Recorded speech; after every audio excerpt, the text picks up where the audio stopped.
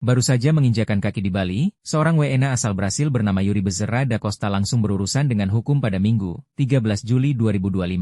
Tak tanggung-tanggung, dirinya bahkan disangkakan pasal yang ancamannya hukuman mati. Usut pemuda ini ketahuan menjadi kurir narkoba jaringan internasional. Ia tertangkap di Bandara Internasional I Gusti Ngurah Rai, Kuta, Badung, Bali, dengan barang bukti narkoba jenis kokain sebanyak 3 kg lebih. Hal ini dibeberkan oleh Kepala BNNP Bali Brigjen Pol Rudi Ahmad Sudrajat pada Kamis, 24 Juli 2025. Sementara itu rincian kasus ini dijelaskan oleh Kombes Sinar bermula ketika pelaku terbang dari Brasil menuju Bali dengan pesawat Emirates Airlines. Setelah transit di Dubai, pesawat itu pun mendarat di Bandara Ngurah Rai. Namun petugas Bea dan Cukai Ngurah Rai langsung mencurigai penumpang asli Rio de Janeiro itu saat melewati pemeriksaan mereka.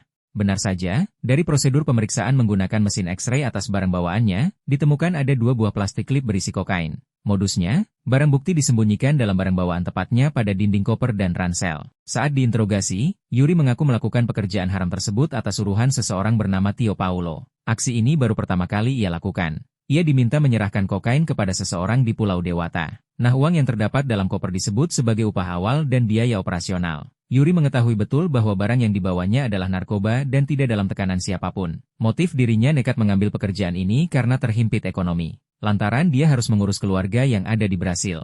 Kendati aparat sudah menunggu beberapa jam, ternyata tidak ada penerima yang datang untuk mengambil barang tersebut. Kala ponsel Yuri dicek pun diketahui Tio Paulo sudah tidak dapat dihubungi serta menarik atau menghapus percakapannya. Atas perbuatannya, Yuri terancam pidana mati, pidana penjara seumur hidup, atau pidana penjara paling singkat 5 tahun dan paling lama 20 tahun.